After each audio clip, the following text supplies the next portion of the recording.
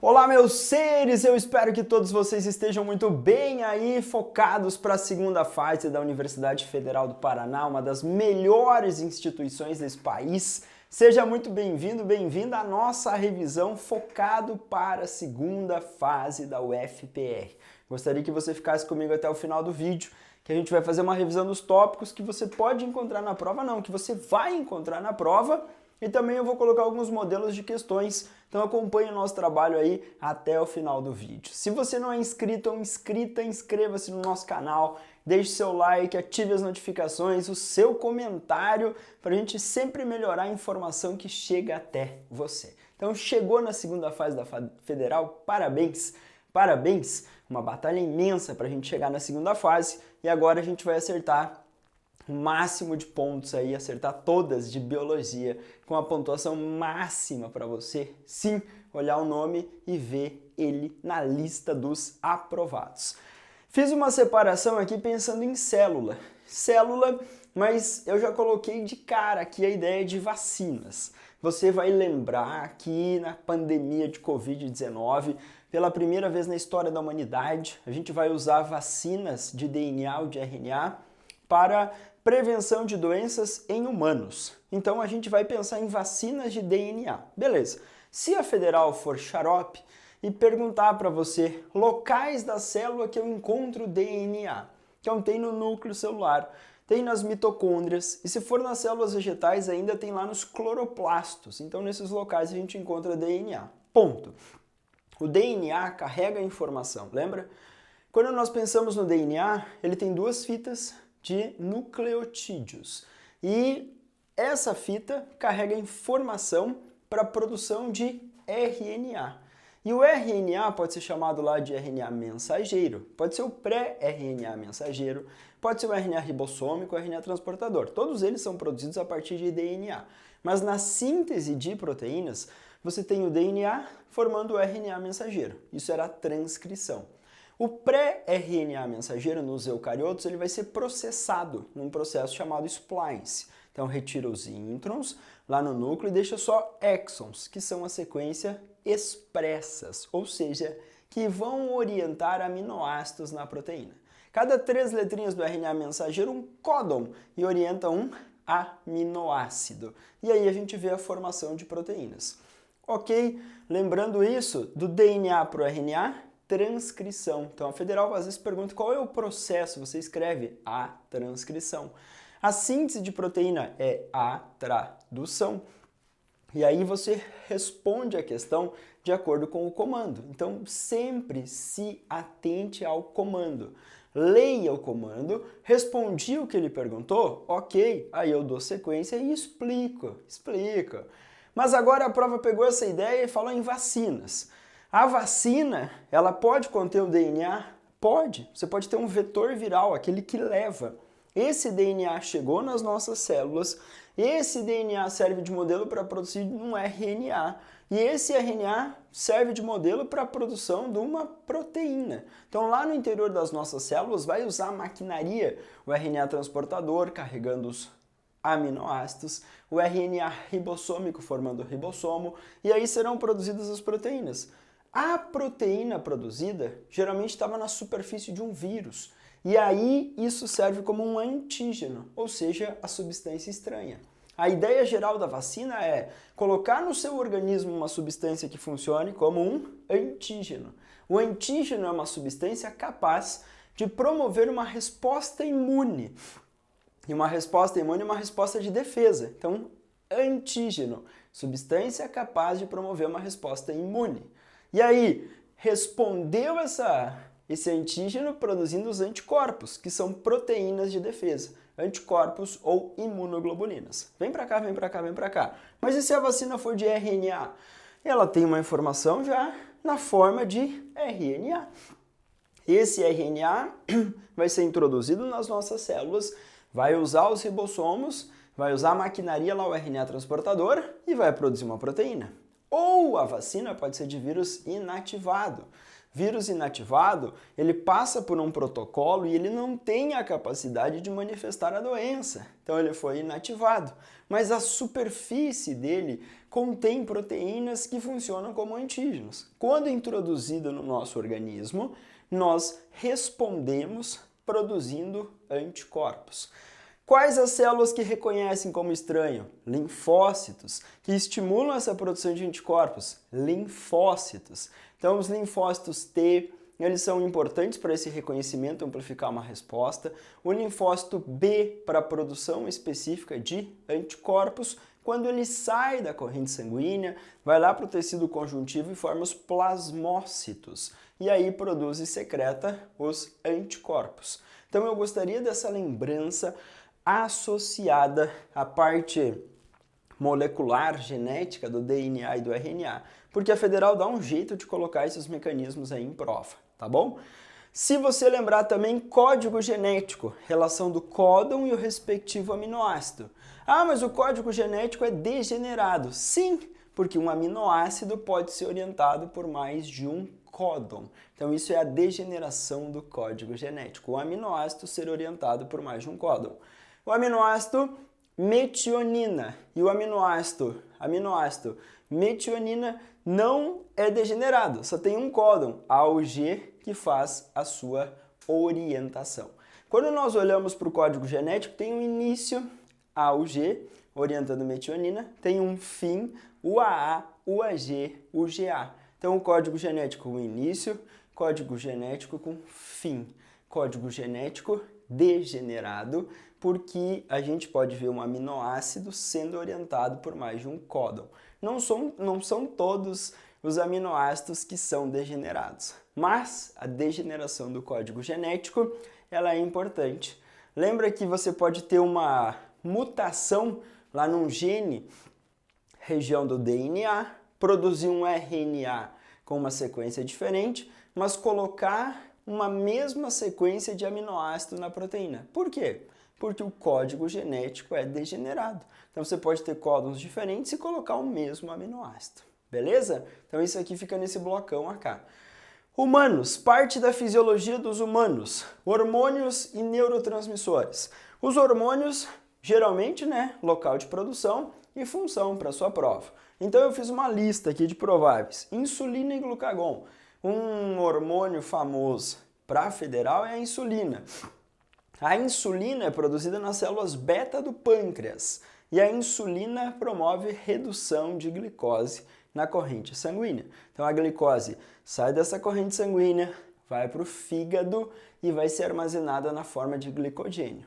Tem receptores nos adipócitos, células de gordura, e essa glicose pode ir para essa célula, depois convertida em gordurinhas. Lá na comparação entre aumentar e diminuir glicose na corrente sanguínea, o glucagon é liberado nos períodos de jejum. E o glucagon faz o quê? Aumenta a taxa de glicose nesse período de jejum entre as refeições, porque o glucagon é liberado pelas células alfa-pancreáticas, chega lá no fígado e estimula a quebra do glicogênio hepático e a liberação de glicose na corrente sanguínea. Tem um ciclo chamado renina-angiotensina-aldosterona, que controla a pressão arterial a longo prazo. A aldosterona é produzida e liberada na medula das suprarrenais. A aldosterona estimula a reabsorção do sódio. Então o sódio volta para a corrente sanguínea, a água volta atrás de carona.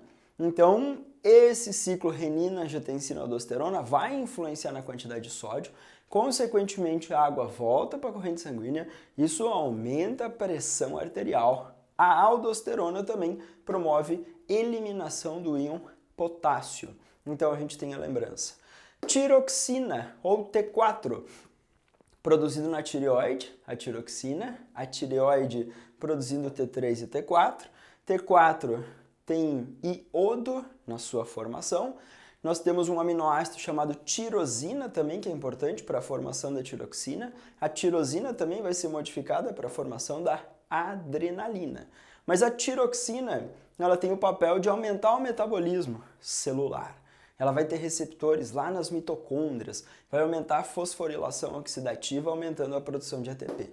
A adrenalina, produzida na medula das suprarrenais, local. O federal pergunta, onde é produzido o hormônio adrenalina? Na medula das suprarrenais. Ponto. Cite um efeito.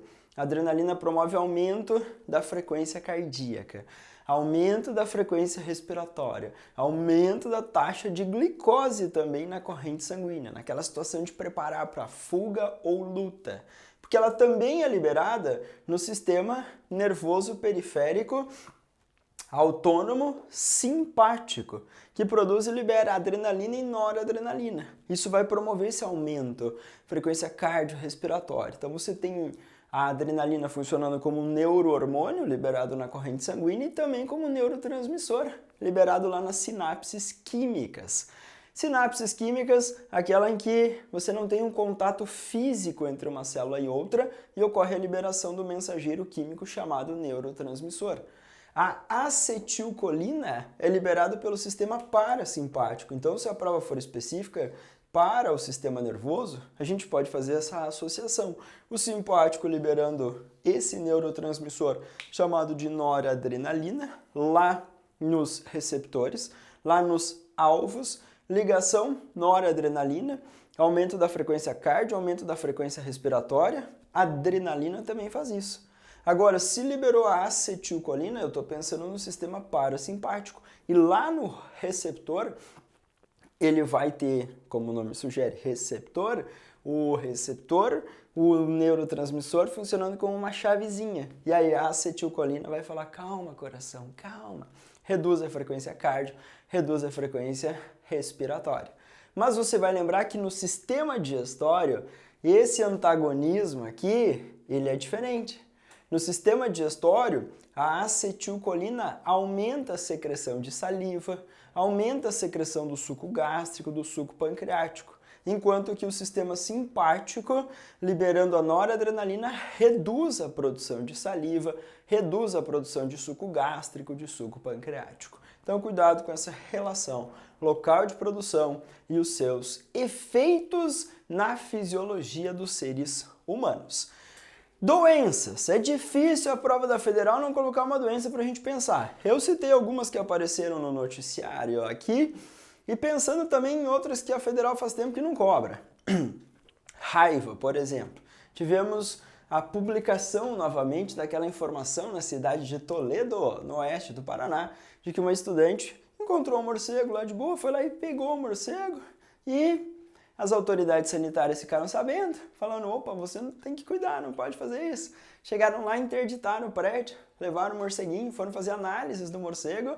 Na saliva do morcego, no sangue, tinha vírus da raiva. Então, você fala, poxa, se entrar em contato com esses animais, a mordedura dele, a mordida, a secreção, pode ter essa transmissão. É comum nós termos campanhas de vacinação de cães, por exemplo, em ambientes urbanos, para evitar o contato com a raiva. A gente não vai sair por aí vacinando morcego, né, gente? Mas os cães domésticos, sim. Então, é uma medida profilática. Vacinar o animalzinho, evitar e monitorar. Tá, mas e se eu encontrar um morcego caído, não posso pegar? Não, você não pode. Você vai ligar para uma autoridade sanitária para fazer a coleta e evitar contato com esses animais, porque eles podem fazer essa transmissão. Então, preocupação. Febre maculosa. Também noticiário nacional, estado de São Paulo. Pessoas que tiveram contato com o carrapato estrela, que é um aracnídeo hematófago, pica, suga sangue de animais que funcionam como reservatórios, como as capivaras, se contamina e nós humanos vamos fazer os piqueniques no parque, colocamos a mãozona lá, carrapato pica e faz a transmissão de Rickettsia rickettsii. Então a gente tem uma preocupação com a febre maculosa. Como que eu tento evitar isso? Eu coloco cartaz no parque, eu aviso, eu ponho no noticiário, eu evito sentar, deitar e rolar na grama no parque onde tem capivara e onde tem o carrapato, como uma forma de profilaxia. Esquistossomose, aquela doença associada a corpos com água. Então, uma represa, o rio, e esse rio está recebendo o esgoto, o famoso Rio Bostinha. E o Rio Bostinha pode ter, infelizmente, ovos de Esquistossoma mansoni que saíram de humanos contaminados. Saiu nas nossas fezes, contaminou o riozinho. O Rio Bostinha não é legal para a gente entrar. Por quê? Dos ovos do esquistossoma surgem larvas chamadas de miracídios. O miracídio nada, chega no caramujo. Do caramujo saem larvas cercárias, que são as larvas infectantes, são as larvas que penetram na pele humana. Passou na pele, cai na corrente sanguínea, fígado, baço, intestinos, nesses vasos sanguíneos, o esquistossoma pode crescer e se desenvolver, promover a famosa barriga d'água ou esquistossomose. Medida profilática, saneamento básico, evitar de existir Rio Bostinha para nenhum ser humano ser prejudicado. Combate ao caramujo, na pior das hipóteses. O problema é que tem caramujo inocente lá no Rio Bostinha. E ele não tem nada a ver. Se eu jogar uma substância, tipo um caramujicida ou um moluscicida para matar os moluscos, vão morrer os bons e os ruins. Então, mas a gente tem isso como medida profilática. Óbvio que a nossa preocupação aí é com a espécie humana. Filariose. Evitar também entrar no rio, né, gente? Posso colocar a placa, tela, fechar e falar, ó, gente, não entra, suspeita de contaminação. Filariose ou elefantise, picada de mosquito Culex. O Culex, mosquitinho hematófago, se alimenta de sangue, pica, contamina-se com as microfilárias, pica, transmite isso para uma pessoa, obstrui vasos linfáticos, promove edema, inchaço. Medida profilática, combate ao mosquito. Mas ele perguntou quem é o agente etiológico, sócio, da filariose. É um nematelminte. É a Wuchereria bancroft, ou Wuchereria bancroft. E eu tenho que escrever um nome científico? Talvez sim. Mas eu errei uma letra ou outra? Só vai. Vai na fé que eles vão ficar de boa. Esquistossoma mansoni, S-C-H-I-S, Esquistossoma mansoni. Nome científico do agente etiológico ou causador, um plateuminte. Rickettsia rickettsii, uma bactéria, um procarioto causador de doença, como a febre maculosa. Raiva, vírus da raiva, ponto. Um vírus aí que infelizmente pode ser extremamente agressivo, afetar o nosso sistema nervoso e promover morte dos seres humanos. Temos vacina, como eu falei, para os animaizinhos e também para os humanos, mas isso aqui não está no calendário de vacinação. Eu fiz estudos com uma galera que trabalhava com morcegos na Universidade Estadual de Maringá. E a galera que ia pro meio da mata lá fazer as coletas de morcego, eles tomavam uma dosagem de vacina. Depois tomava a segunda dosagem. Tomava outra. Media a quantidade de anticorpos. E aí, vamos para lá para poder trabalhar. Não está no nosso calendário de vacinação, mas existe essa vacina. Mesmo quando tem um acidente, um cãozinho mordeu alguém, a gente encaminha para o posto de saúde para tomar a vacina, porque o vírus vai ficar incubado e vai dar tempo do organismo reconhecer como estranho, começar a produção de anticorpos e a gente amenizar os sinais da doença nas pessoas que sofreram um acidente, tá? Já fiz o gancho com animais, artrópodes e vertebrados, grupos mais frequentes na prova da Federal. Dos artrópodes, eu coloquei aqui um grupo ovo, larva, pupa, casulo e adulto. E a pergunta é, que tipo de desenvolvimento tem esse inseto? E a resposta que a Federal vai querer é um inseto holometábolo. Esse inseto tem metamorfose total ou completa. Ok. Mas tinha ovo, ninfa e adulto. Isso é um inseto hemimetábolo, ou que tem metamorfose parcial. Ovo, adulto. Metamorfose? Não! Inseto ametábolo, sem metamorfose. Então, cuidado, muitas vezes, com o esqueminha que ele pode trazer e com a nomenclatura. Agora, o carrapato é um aracnídeo. Aqui um mosquito pica e transmite. Aqui um carrapato. Qual é a diferença aqui entre um mosquito e um carrapato? O mosquito é um inseto, carrapato um aracnídeo. Os aracnídeos têm cefalotórax e abdômen. Os aracnídeos têm quelíceras no aparelho bucal. Os aracnídeos têm 4 pares de pernas. Os aracnídeos têm respiração filotraqueal. E quando eu olho para um aracnídeo, eu não vejo antenas, sem antenas. Os insetos têm 2 antenas. Os insetos têm 3 pares de pernas. Têm o corpo dividido em cabeça, tórax e abdômen. Respiram por traqueias que se ramificam e entregam lá o oxigênio sem necessitar do sistema circulatório. Então nós temos diferenças gritantes entre insetos e aracnídeos. Ambos são do filo Artrópoda. Os insetos são do subfilo Uniramia, classe dos insetos, e os aracnídeos do subfilo Chelicerata, classe dos aracnídeos. Ok? Então cuidado com a classificação. Mas eu tô na pira da febre maculosa e o carrapato tem um estágio de ovo, um estágio de larva, que a gente pode chamar de miquim, que dá umas picadas severas e suga sangue, ninfas, que são menorzinhas, e depois os adultos. Então nós temos aqui o desenvolvimento de um carrapato, que mistura. Ó, aqui tem larva, pupa e adulto. Aqui tem larva e ninfa. Então isso existe no ciclo de desenvolvimento de carrapatos.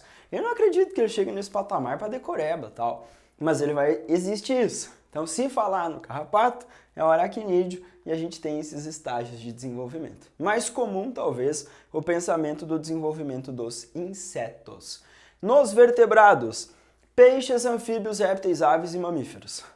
Se eu olhar para peixes, anfíbios, répteis, aves, mamíferos, vertebrados gnatostomados, com mandíbula. Mandíbula foi vantajosa na escala evolutiva zoológica? Sim, fez os animais morderem, serem predadores eficientes, carregarem os filhotes, riverarem fundos oceânicos. Ok? Anfíbios, vertebrados explorando, saindo para o ambiente terrestre, superclasse tetrápoda, anfíbios, répteis, aves e mamíferos. Pulmão e apêndices locomotores para a conquista do ambiente terrestre. Mas anfíbio tem uma diversidade de estrutura respiratória. Tem brânquias, tem pulmões e a própria pele dos anfíbios serve para garantir troca gasosa. No mundo dos anfíbios também aparece a circulação dupla. Por quê? Porque o órgão chamado pulmão se desenvolve. E circulação dupla eu tenho como um trajeto de sangue coração, pulmão, coração, coração, corpo, coração. Então os anfíbios, os répteis, as aves e os mamíferos tinham circulação dupla e essa circulação está extremamente associada ao desenvolvimento de um órgão respiratório chamado pulmão. Inspira, retira oxigênio da atmosfera, o que nós chamamos de respiração aérea. Então a prova pode perguntar, no grupo dos vertebrados, uma novidade foi o órgão chamado pulmão. E quais vertebrados apresentam circulação dupla? Anfíbios, répteis, aves, mamíferos. Então você escreve, os vertebrados são : anfíbios, répteis, aves e mamíferos. Se preocupe em responder a pergunta.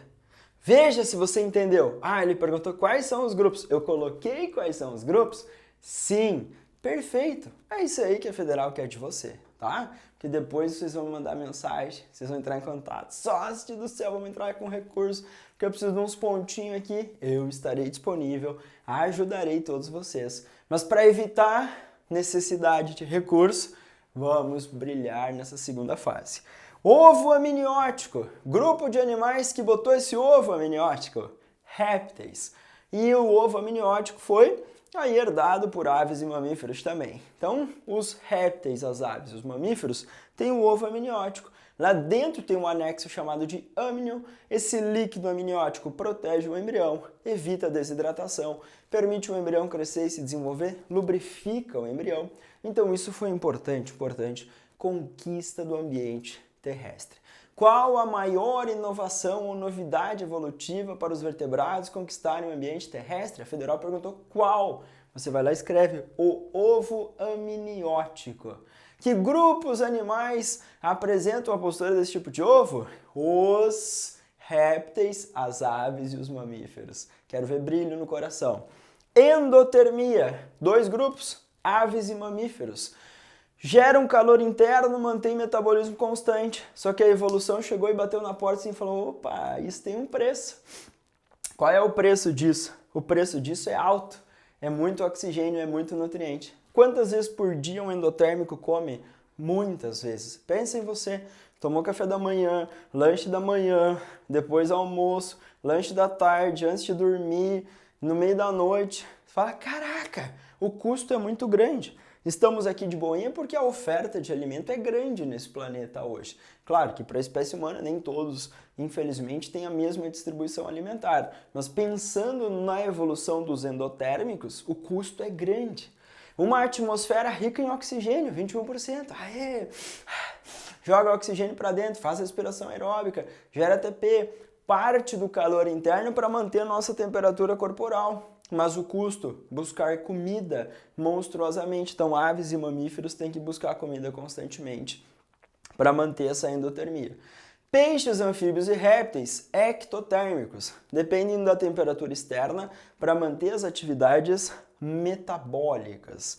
Se eu olhar para anatomia geral desse corpinho, a circulação dupla completa auxiliou isso, entregando oxigênio lá direto para as células, para produzir uma eficácia maior em ATP.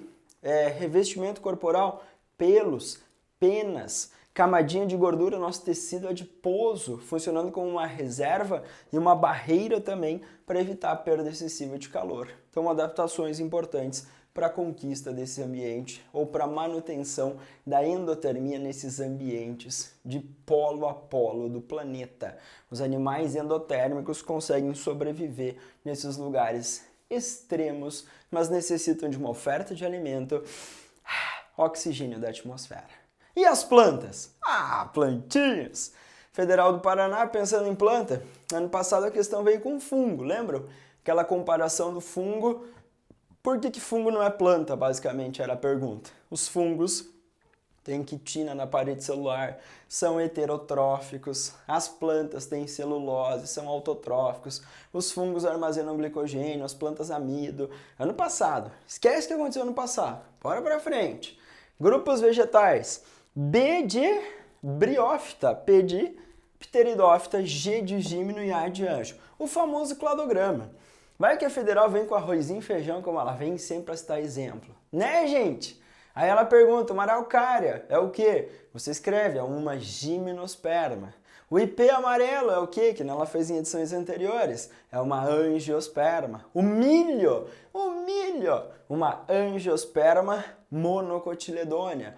Tá na sua mente a diferença de mono e dicotiledôneas? As monocotiledôneas têm raízes fasciculadas, folhas com nervuras paralelas, flores trímeras ou múltiplas de 3. Já as dicotiledôneas, raiz axial pivotante, folhas com nervuras reticuladas, flores tetrâmeras ou pentâmeras, pelo menos umas características aí para você lembrar. Agora aqui no cladograma, briófita, avascular, vive em lugar úmido e sombreado, consegue conduzir seiva de célula a célula ali, mas tamanho pequeno por não apresentar vasos condutores de seiva. Já a pteridófita diminui anjo, crescimento maior. Nas briófitas, o gametófita era a fase dominante, gametófita é a fase haploide. Pteridófita, gímeno e anjo são maiores, têm vasos condutores e o esporófito é a fase dominante ou diploide. Também temos o grão de pólen, que vai formar o tubo polínico. E aí, independência de água para a fecundação. Quais são as plantas que independem de água para a fecundação? As gímenos e as angiospermas. Lá nas angiospermas, flores, frutos. O ovário se desenvolve e forma o fruto. Nas gímenos, óvulo desenvolve e forma semente. E nas anjos, o óvulo também se desenvolve e forma a semente.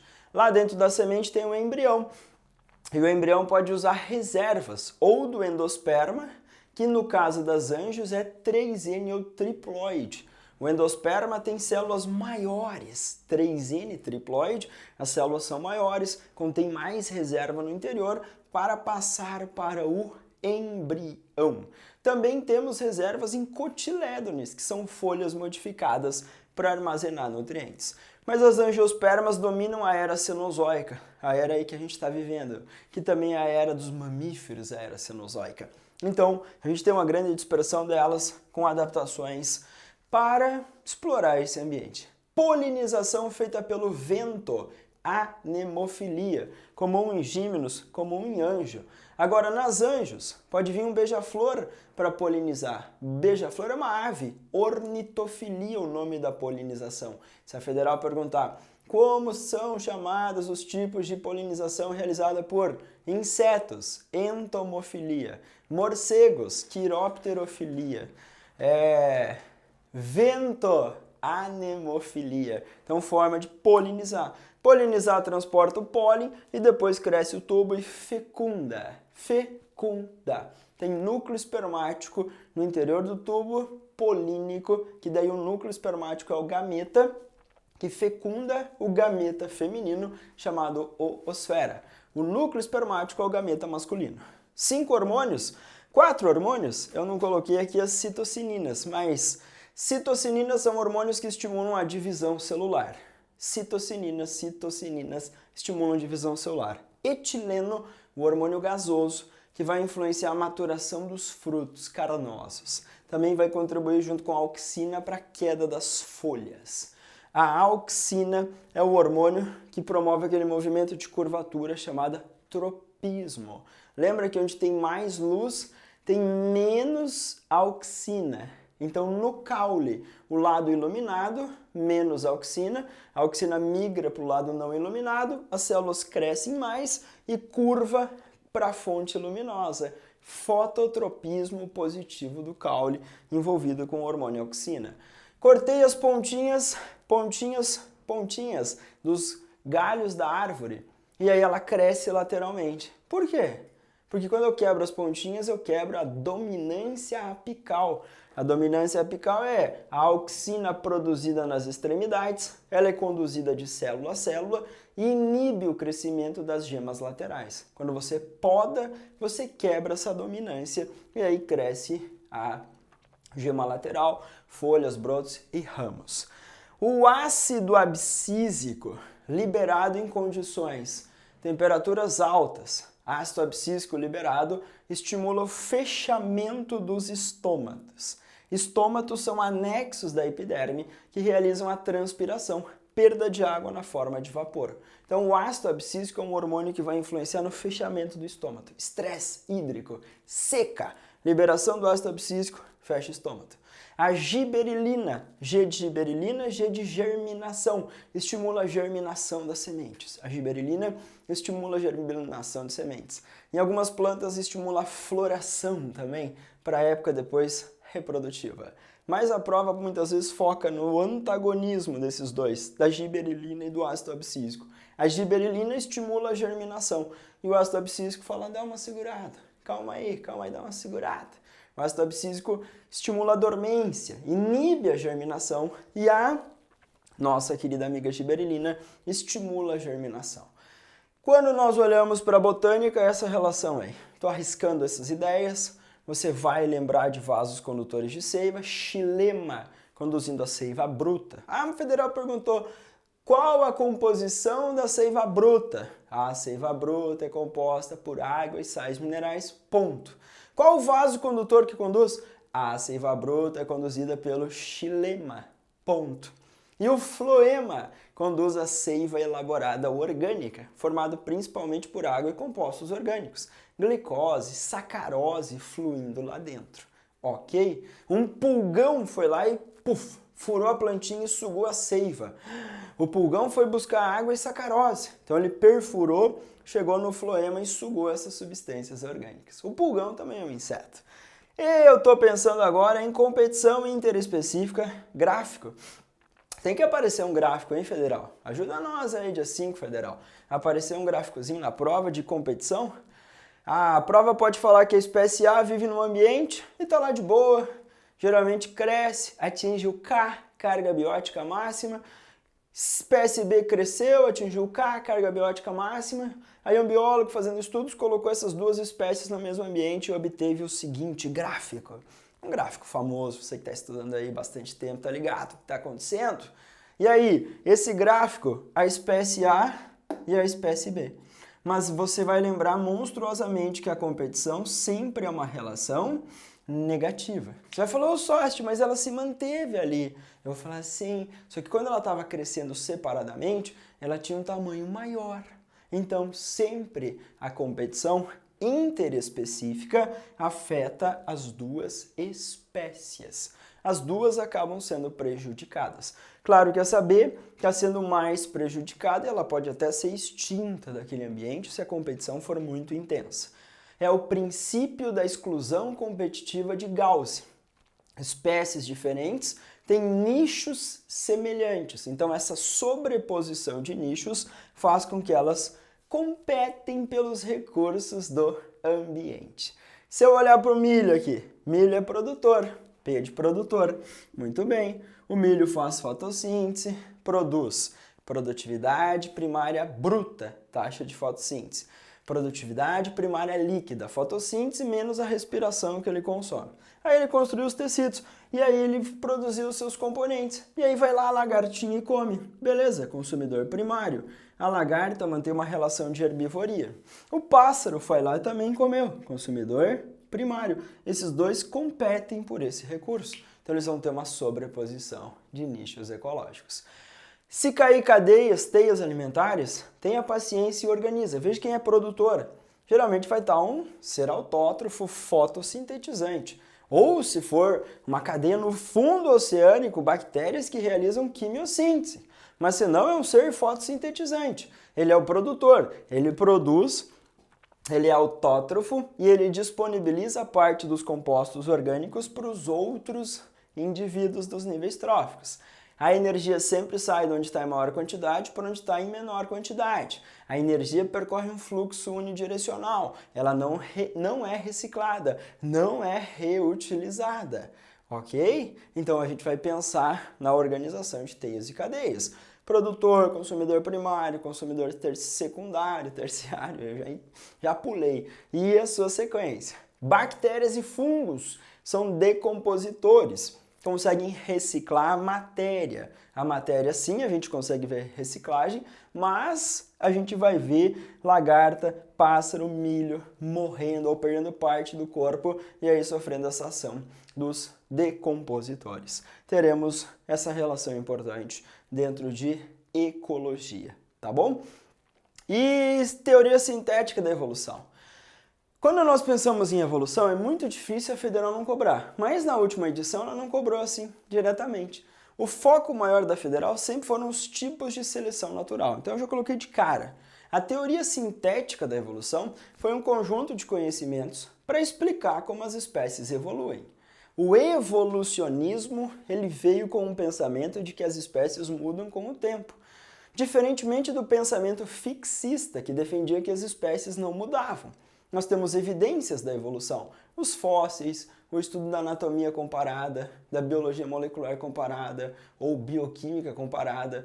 Nós temos os estudos biológicos para dizer, olha, as espécies estão mudando com o passar do tempo. A teoria de seleção natural de Charles Darwin e Alfred Russel Wallace fala para nós em sobrevivência e reprodução, uma sobrevivência dos mais adaptados ao ambiente. Então você tinha a seleção natural chamada direcional. Antibióticos usado, elimina a bactéria não resistente e sobrevivem as resistentes. Direcional. Seleção estabilizadora. Seleciona o fenótipo intermediário ou genótipo intermediário. Szão, Szinho em regiões onde a malária era endêmica. Seleção estabilizadora, fenótipo / genótipo intermediário. E a disruptiva ou diversificadora selecionava os dois extremos em um tipo de ambiente. Então você tem tipos de seleção natural. A mutação e a recombinação gênica, elas geram variabilidade genética. As mutações ocorrem ao acaso.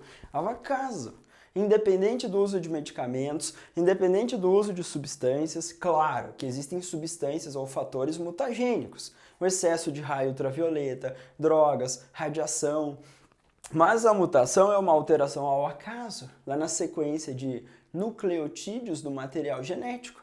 No caso das células, o DNA. E aí, mudou, pode trazer uma nova vantagem, uma nova informação, uma nova enzima, uma nova proteína. Se for vantajoso, a seleção mantém. A recombinação gênica, ou seja, crossing over, segregação, misturam isso na população. Então, indivíduos que têm reprodução sexuada, eles vão ter maior variabilidade genética na população. Os indivíduos que têm reprodução assexuada, menor variabilidade genética. Mas qual é a vantagem? Por que tem ser vivo que faz reprodução assexuada ainda? Porque ela é uma reprodução rápida, não necessita de parceiro e você consegue repovoar um ambiente rapidamente. Agora, sexuada precisa de parceiro, e esse parceiro tem que estar afim, tem que contribuir com a célula reprodutiva, mas gera mais variabilidade. Então a seleção natural está atuando em ambas. E os isolamentos. O isolamento geográfico é a separação da população.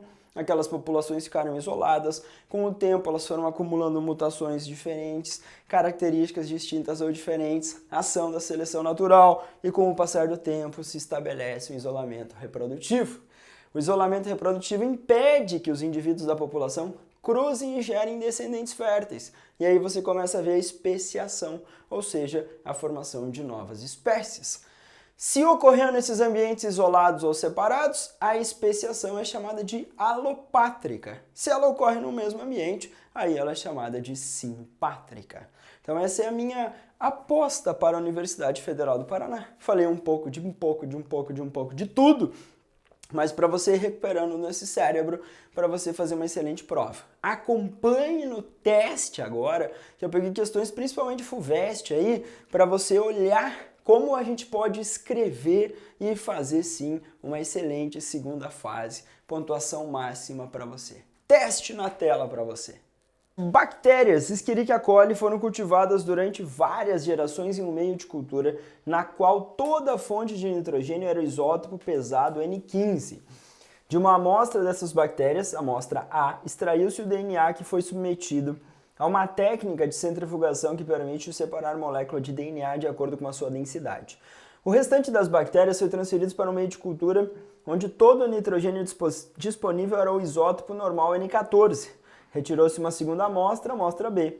Quando as bactérias completaram uma divisão celular nesse novo meio, e uma terceira amostra, C, quando as bactérias completaram duas divisões celulares. O DNA das bactérias das amostras B e C foi também extraído e centrifugado.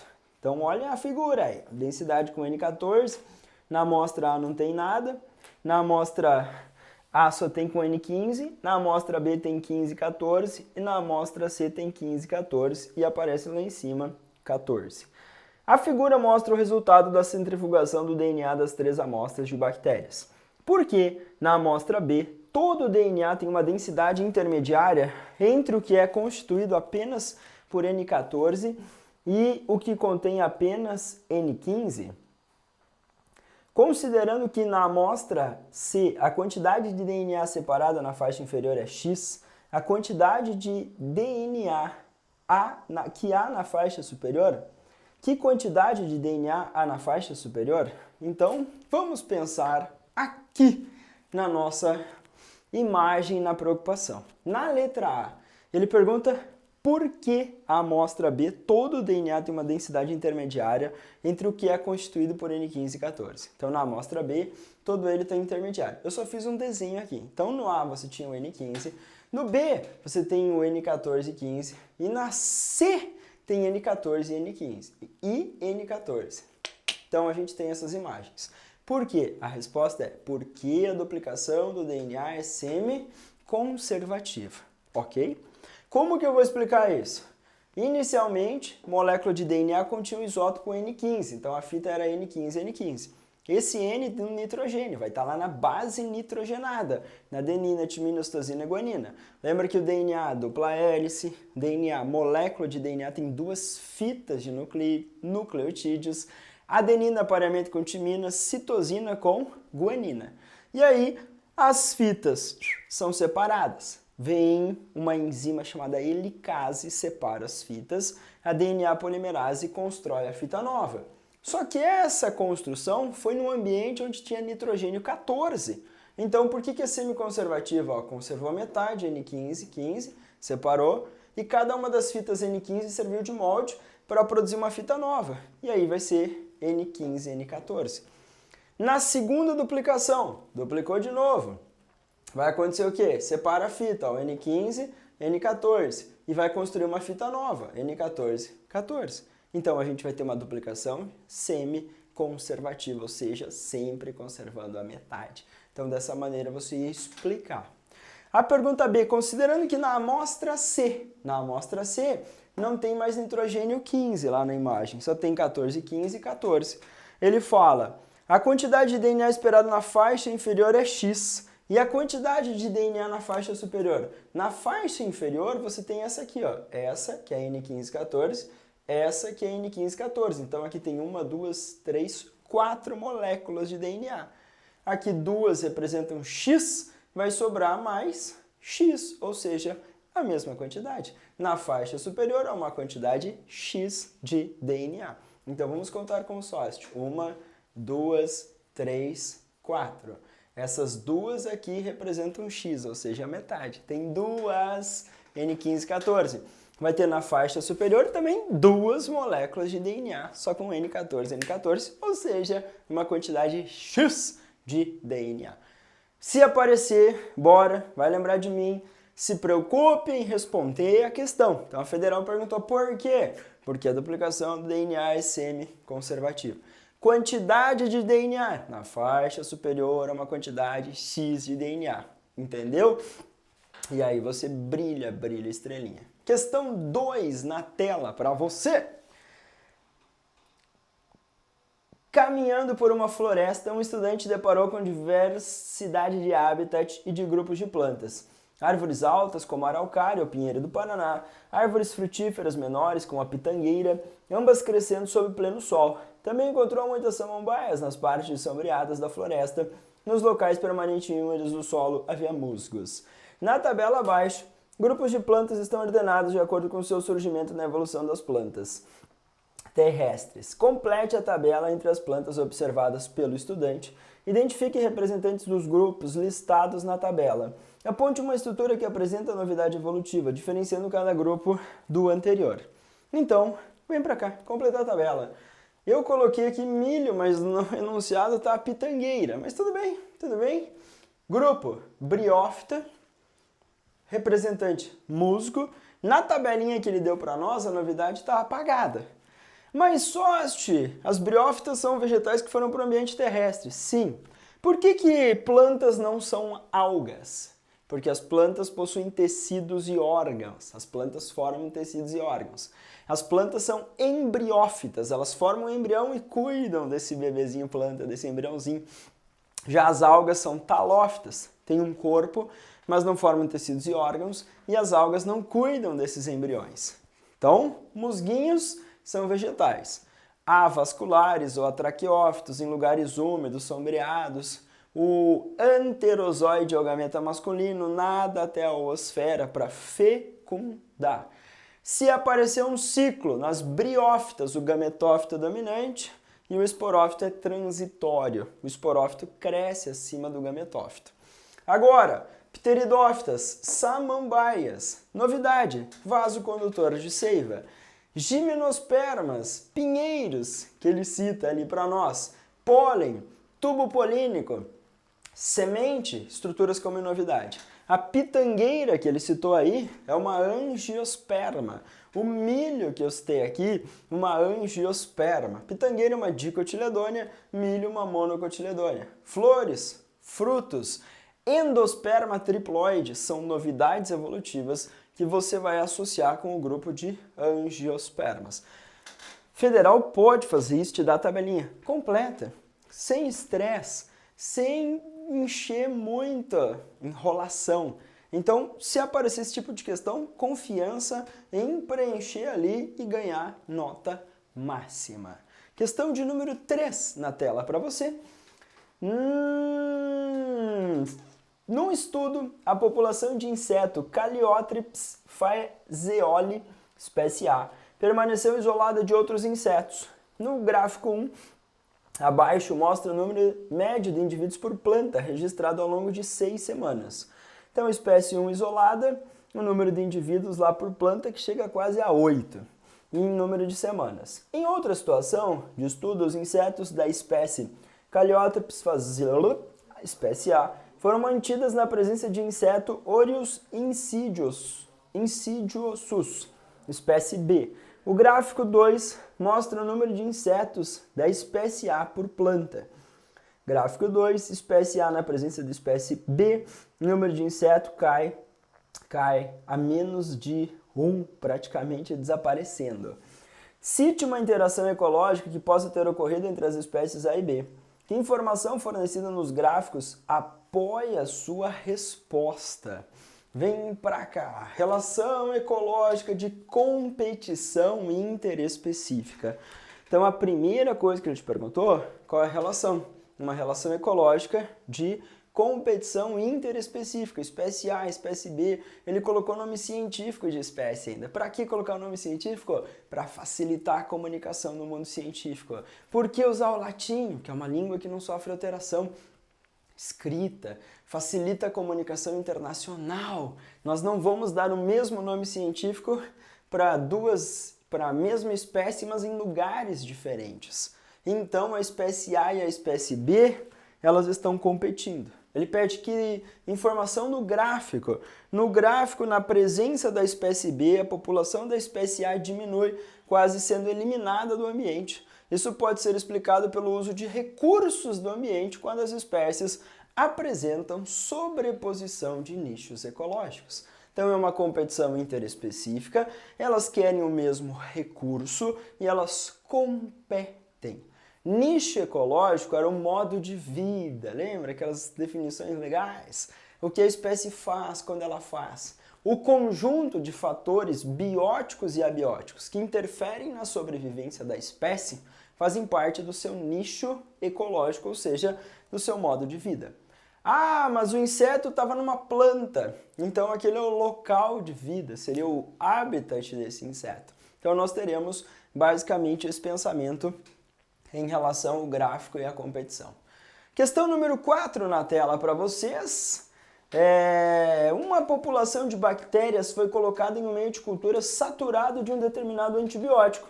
A maioria das bactérias morreu. No entanto, algumas sobreviveram e deram origem a linhagens existentes a esse antibiótico. Explique o processo segundo a teoria lamarckista da evolução e explique o processo segundo a teoria darwinista da evolução. Segundo a teoria lamarckista, segundo a teoria darwinista. Basicamente, na teoria lamarckista, você vai ter que lembrar de uso e desuso e transmissão de caracteres adquiridos. Eu fiz uma resposta aqui enxuta, provavelmente a Federal te dá 2, 3 linhas para você responder, mas, segundo a teoria lamarckista, os antibióticos induziriam as bactérias a ficar resistentes, transmitindo as características aos descendentes. Então, a bactéria estava lá bem de boa, tranquilaça. Usei o antibiótico e na presença do antibiótico as bactérias desenvolveriam resistência. Do nada, assim. Do nada ia aparecer. O antibiótico ia induzir mutações para a bactéria ficar resistente. Então, esse é o pensamento lamarckista para explicar a evolução, ok? O antibiótico induziu a formação de novas características e elas são transmitidas aos descendentes. E aí essas bactérias se adaptaram ao ambiente. Tanto Lamarck quanto Charles Darwin pensam em adaptação das espécies ao ambiente.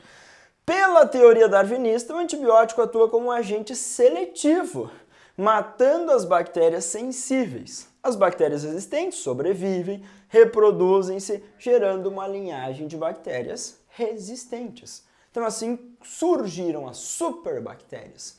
O uso indiscriminado de antibióticos sem um controle adequado, fazendo seleção natural. Vai aqui, ó. Não precisa desenhar no dia da prova, por favor. Eu coloquei só 5 questões, na prova são 7. Mas é que senão ia ficar muito longo a nossa aula e você ia me abandonar. Então eu coloquei 5, ok? E não vai me fazer desenho. Aqui, ó. Essa é a bactéria, essa é uma bactéria, essa é uma bactéria, essa é uma bactéria, e de repente aparece uma outra bactéria. Tá aí? Essa é um pouco diferente. E aí você vai ver que na população existem diferenças. O Charles Darwin pensava nisso. Na população existem diferenças. Usei um antibiótico, eliminei essas. Sobrou essa bactéria. Aí elas multiplicam. De repente apareceu uma diferente. Aqui. E aí eu tenho que desenvolver um outro antibiótico. Desenvolvi um outro antibiótico, eliminei essa, sobreviveu aquela. Aquela multiplica. E assim vai. Isso é mudança. Evolução é sinônimo de mudança. Com o passar do tempo, esses seres sofreram as mudanças. Ô, seu Darwin, como que essa bactéria é diferente? E aí o Darwin não teve uma teoria adequada para explicar convincentemente na época, lá em 1800 e bolinhas. Em 1859 foi publicado A Origem das Espécies, o livro A Origem das Espécies, com a ideia de seleção natural e ancestralidade dos seres vivos. Mas somente depois, com o advento da genética, as mutações, e aí a gente vê a formação de novas informações genéticas, inclusive lá nos plasmídios bacterianos, alguns produzindo enzimas, proteínas que conferem resistência às bactérias. Então, por gentileza, eu sei que você ia brilhar. Respondemos segundo a teoria lamarckista, segundo a teoria darwinista, só esperar a pontuação máxima da UFPR, tá bom? Às vezes a UFPR pode dar questão com A, B e C, e geralmente a C é a mais tensa de todas. Mas mantenha sua calma. Questão número 5, apostamos muito nela. Questão número 5. Esquistossomose, teníase, cisticercose, gonorreia, malária, filariose e amebíase são doenças parasitárias humanas. Quais delas podem ser diagnosticadas por exame parasitológico de fezes? Quais delas são causadas por protozoários? Direto e reto. Eu gosto da FUVEST nesse patamar, porque lembra muito Federal do Paraná. Então, quais podem ser identificadas por exame parasitológico de fezes? A esquistossomose, teníase e amebíase são diagnosticadas pelo exame parasitológico de fezes. Quem causa esquistossomose? Esquistossoma mansoni. Penetração das cercárias no ambiente aquático. Caramujo era o hospedeiro intermediário. Teníase, Taenia solium dos suínos, Taenia saginata nos bovinos, ingerir carne contaminada com a larva cisticerco.